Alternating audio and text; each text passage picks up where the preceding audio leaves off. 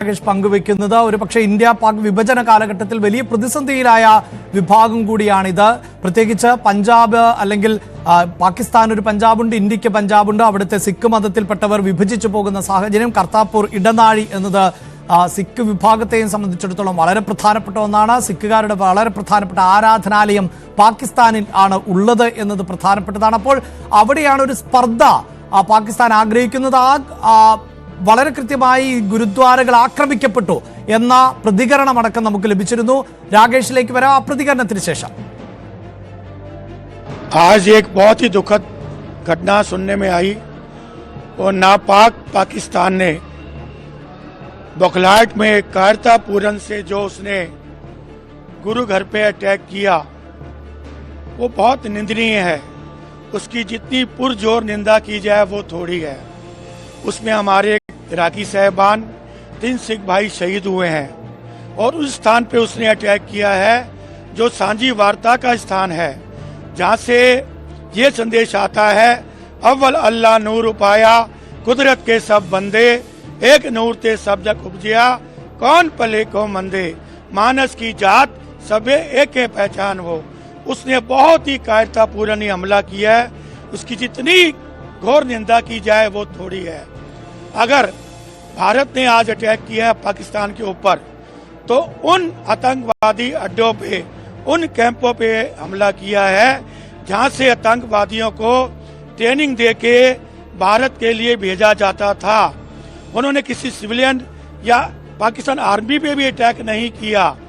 वहां से वो आतंकवादी तैयार किए जाते थे।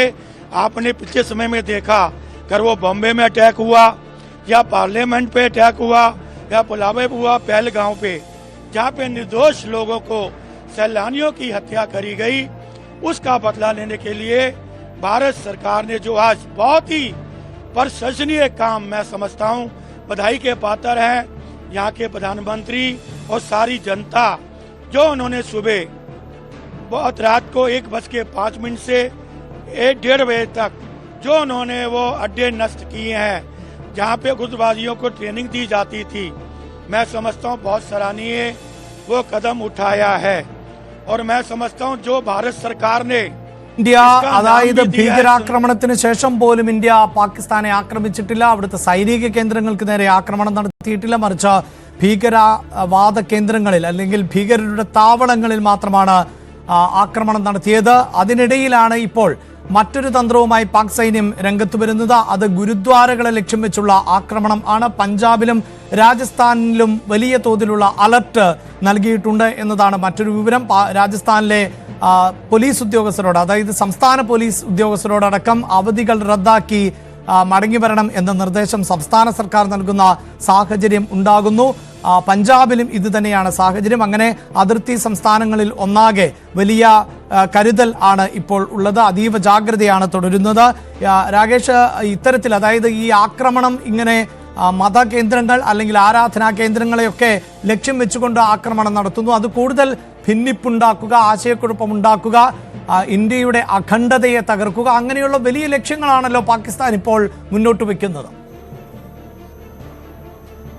അതെ അഭിലാഷ്, ഇത്തരത്തിൽ പൂഞ്ച് മുതൽ കുപ്വാര വരെയുള്ള മേഖലകളിൽ ഇത്തരത്തിൽ പ്രകോപനം തുടരുന്നുണ്ട്. അത് മത കേന്ദ്രങ്ങളെന്നില്ല, ആരാധന കേന്ദ്രങ്ങളില്ല, സാധാരണക്കാരെന്നില്ല, ഇത്തരത്തിൽ കണ്ണിൽ ചോരയില്ലാതെ ആക്രമണം നടത്തുന്ന രീതി ഇപ്പോൾ പാകിസ്ഥാൻ തുടരുകയാണ്. അങ്ങനെയാണ് ഇന്നലെ 13 ഗ്രാമീണ പ്രദേശവാസികൾ കൊല്ലപ്പെടുന്ന സ്ഥിതി ഉണ്ടായത്. പലർക്കും അവിടെ വിട്ട് ഇപ്പോൾ പലായനം ചെയ്യേണ്ട അവസ്ഥയാണുള്ളത്. കാരണം വീടുകളൊക്കെ തന്നെ ഈ ഷെല്ലുകൾ ഉപയോഗിച്ചുകൊണ്ട് പൂർണ്ണമായും തകർക്കുന്ന സാഹചര്യമാണ് അതിർത്തിയിൽ കണ്ടുകൊണ്ടിരിക്കുന്നത്. അപ്പോൾ ആ രീതിയാണ് ഇപ്പോൾ ഏറ്റവും ഗൗരവത്തോടു കൂടി കാണുന്നത്. കാരണം ഇന്നലെ ഇത്തരത്തിൽ ഇന്ത്യയുടെ പ്രത്യാക്രമണം ഉണ്ടായതിനു ശേഷം, ഓപ്പറേഷൻ സിന്ദൂർ ഉണ്ടായതിനു ശേഷം പാകിസ്ഥാന്റെ ഭാഗത്തുനിന്ന് പ്രത്യക്ഷത്തിൽ ഉണ്ടായിരിക്കുന്ന പ്രകോപനം എന്ന് പറയുന്നത് ഈ നിയന്ത്രണ രേഖയോട് ചേർന്ന് കിടക്കുന്ന സൈനിക പോസ്റ്റുകൾക്കും ഒപ്പം തന്നെ ഗ്രാമീണ മേഖലകളിലേക്കും നടത്തിയ ആക്രമണമാണ്.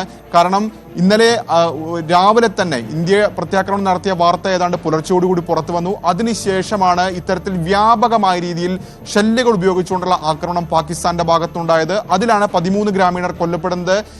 പൽവൽ സ്വദേശിയായ ഹരിയാനയിലെ പൽവൽ സ്വദേശിയായ ലാൻസ് നായിക് ദിനേശ് കുമാർ വീരമൃത്യു വരിക്കുന്നത്. അപ്പോൾ അത്തരത്തിൽ ഗുരുതരമാണ് ഈ നിയന്ത്രണ രേഖയിലെ സാഹചര്യം. അതുകൊണ്ട് തന്നെയാണ് ഈ കാര്യങ്ങൾ സൂക്ഷ്മമായി നിരീക്ഷിക്കുന്നുണ്ട് എന്ന് സർക്കാർ വ്യക്തമാക്കുന്നത്. കാരണം ഇന്ത്യ ഇതിനോടകം തന്നെ പ്രതികരിച്ചിരിക്കുന്നത് ഇത് പഹൽഗാമിൽ പാകിസ്ഥാൻ നടത്തിയ പാക് ഭീകരർ നടത്തിയിട്ടുള്ള കൂട്ടക്കുരുതിക്ക് അതിനുള്ള മറുപടിയാണ്. ഒപ്പം കഴിഞ്ഞ 10-20 വർഷമായി നിരന്തരമായി ആളുകളെ കൊലപ്പെടുത്തുന്നതിനുള്ള മറുപടിയാണ് എന്നാണ് ഇന്ത്യ വ്യക്തമാക്കിയിരിക്കുന്നത്. മറിച്ച് ഇന്ത്യ അങ്ങോട്ട് കയറി ആക്രമിക്കുകയായിരുന്നില്ല.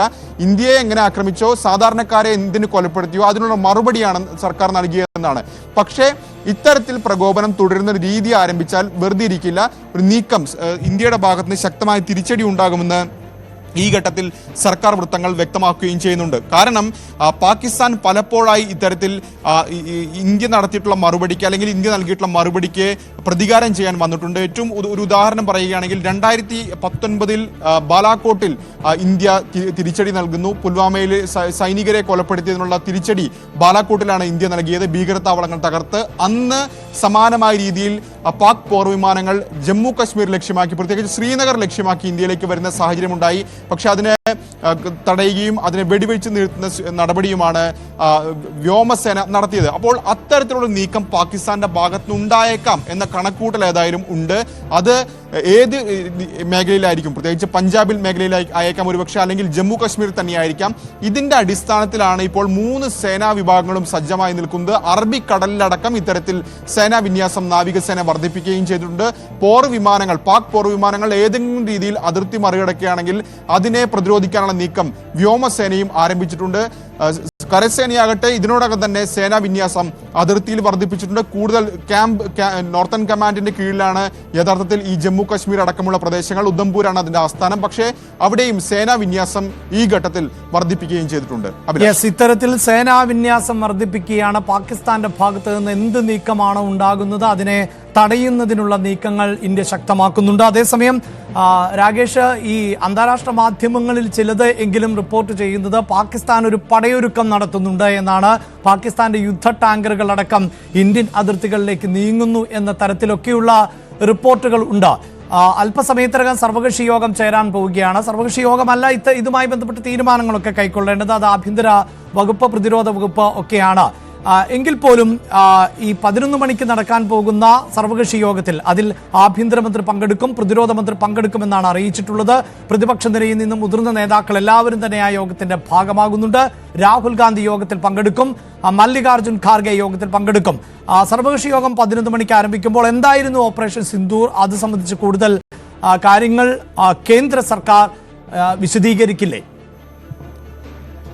അതെ അഭിലാഷ്, ഇപ്പോൾ സ്വീകരിച്ചിരിക്കുന്ന നടപടി, ഓപ്പറേഷൻ സിന്ദൂറിന്റെ ഭാഗമായി സ്വീകരിച്ച നടപടികൾ വിശദീകരിക്കുക എന്ന് തന്നെയാണ് ലക്ഷ്യം. പ്രതിരോധ മന്ത്രിയും ആഭ്യന്തരമന്ത്രിയും ആയിരിക്കും ഇതുവരെ കൈക്കൊണ്ടുള്ള നടപടികൾ പ്രതിപക്ഷ പാർട്ടികളെ, രാഷ്ട്രീയ കക്ഷികളെ, പ്രതിപക്ഷം എന്നല്ല എല്ലാ രാഷ്ട്രീയ കക്ഷികളെയും അറിയിക്കുക. കാരണം 22-ാം തീയതി ആക്രമണം ഉണ്ടായതിനു ശേഷം ഒന്നടങ്കം എല്ലാ രാഷ്ട്രീയ പാർട്ടികളും ഇതിനെ അപലപിക്കുകയും പാകിസ്ഥാന് മറുപടി നൽകണമെന്ന് ആവശ്യപ്പെടുകയും ചെയ്തതാണ്. പക്ഷെ അതിനുശേഷം പല ചോദ്യങ്ങളൊക്കെ തന്നെ പ്രതിപക്ഷത്തിന്റെ നിരയിൽ നിന്ന് ഉണ്ടായി എന്നുള്ള വസ്തുതയാണെങ്കിൽ പോലും ഇന്നലെ ഇന്ത്യ ഒരു തിരിച്ചടി നൽകിയതിനു ശേഷം എല്ലാ രാഷ്ട്രീയ പാർട്ടികളും സർക്കാരിനൊപ്പം, രാജ്യത്തിനൊപ്പം, സൈന്യത്തിനൊപ്പം നിൽക്കുന്നതാണ് കണ്ടത്. അപ്പോൾ ഒരു പൊതുവികാരം ഈ വിഷയത്തിലുണ്ട്, ഒരു ഐക്യം ഈ വിഷയത്തിലുണ്ട്. ഏതായാലും ഈ ഘട്ടത്തിൽ ഇതുവരെ കൈക്കൊണ്ടുള്ള നടപടികൾ, ഒപ്പം ഇനി സ്വീകരിക്കാൻ പോകുന്ന നടപടികളുടെ ചില സൂചനകളും ഒക്കെ തന്നെ സർക്കാർ നൽകിയേക്കും, ഈ യോഗത്തിൽ, സർവകക്ഷി യോഗത്തിൽ നൽകിയേക്കും. ഏതായാലും മുൻപില്ലാത്ത വിധത്തിലൊരു ഐക്യം ഈ ഘട്ടത്തിൽ ഉണ്ടായി എന്ന് തന്നെ എടുത്തു പറയാം. കാരണം പുൽവാമ ആക്രമണമൊക്കെ ഉണ്ടായ സമയത്ത് അതിനെ രാഷ്ട്രീയമായി വിനിയോഗിച്ചെന്ന വിമർശനമൊക്കെ അന്ന് കോൺഗ്രസ് അടക്കമുള്ള പാർട്ടികൾ ഉന്നയിച്ചതാണെങ്കിൽ ഇന്ന് അതല്ല സാഹചര്യം. എല്ലാ പാർട്ടികളും സർക്കാരിനും സൈന്യത്തിനും ഒപ്പം നിൽക്കുന്ന ഒരു സാഹചര്യമുണ്ട്. സർക്കാരിന് തീർച്ചയായും അത് പോസിറ്റീവായ കാര്യമാണ്, അനുകൂലമായ കാര്യമാണ്. ഏതായാലും 11 മണിക്കാണ് ഈ യോഗം നിശ്ചയിച്ചിരിക്കുന്നത്. അഭിലാഷ്, രാജ്യം ജാഗ്രതയോടെ മുന്നേറുന്ന സമയമാണിത്, രാജ്യം ഒറ്റക്കെട്ടായി മുന്നേറുന്ന സമയമാണിത്. പാകിസ്ഥാന്റെ പ്രകോപനം തുടരുന്ന പശ്ചാത്തലത്തിൽ രാജ്യത്ത് മോക്ക് ഡ്രിൽ അടക്കം ഏത് മേഖലയിലും ഏത് തരത്തിലുമുള്ള ഒരുക്കങ്ങൾക്ക് രാജ്യം തയ്യാറായിരിക്കുന്ന സമയമാണ്. പാകിസ്ഥാന്റെ സൈനിക നീക്കങ്ങളെ അതീവ ഗൗരവത്തോടു കൂടിയാണ് ഇന്ത്യ നോക്കിക്കാണുന്നത്. അതിർത്തി മേഖലകളിൽ അടക്കം ഇന്ത്യ സുരക്ഷ ശക്തമാക്കിയിട്ടുണ്ട്. പ്രത്യേകിച്ച് പഞ്ചാബ്, അതോടൊപ്പം തന്നെ അതിർത്തിയോട് ചേർന്ന് നിൽക്കുന്ന ഇതര സംസ്ഥാന സംസ്ഥാനങ്ങൾ രാജസ്ഥാൻ അടക്കമുള്ള സംസ്ഥാനങ്ങളിലും അതീവ ജാഗ്രത തുടരുന്നു. രാജ്യതലസ്ഥാനമായ ഡൽഹിയിൽ തിരക്കിട്ട ചർച്ചകൾ ആണ് നടക്കുന്നത്. 11 മണിക്കാണ് കേന്ദ്ര സർക്കാർ വിളിച്ചു ചേർത്തിട്ടുള്ള സർവകക്ഷി യോഗം നടക്കാൻ പോകുന്നത്. അതേസമയം പാക് അതിർത്തി, അതായത് ഇന്ത്യ പാക് അതിർത്തിയിൽ ഇപ്പോഴും പാകിസ്ഥാന്റെ പ്രകോപനം തുടരുക തന്നെയാണ്. ചെറിയ അയവ് വന്നിട്ടുണ്ട് ഷെല്ലാക്രമണങ്ങൾക്ക് എന്ന് പറയുമ്പോൾ പോലും പാകിസ്ഥാൻ സാധാരണക്കാരായ ആളുകളെ ലക്ഷ്യം വെച്ചുകൊണ്ടുള്ള ആക്രമണം തുടരുന്നു എന്നത് തന്നെയാണ് വാർത്ത. അതിനിടയിലാണ് ലാഹോറിൽ സ്ഫോടനങ്ങൾ നടന്നിരിക്കുന്നു എന്ന വാർത്തകൾ അന്തർദേശീയ മാധ്യമങ്ങൾ റിപ്പോർട്ട് ചെയ്യുന്നത്. അതെന്തെന്ന് പരിശോധിക്കാം ഇടവേളയ്ക്ക് ശേഷം.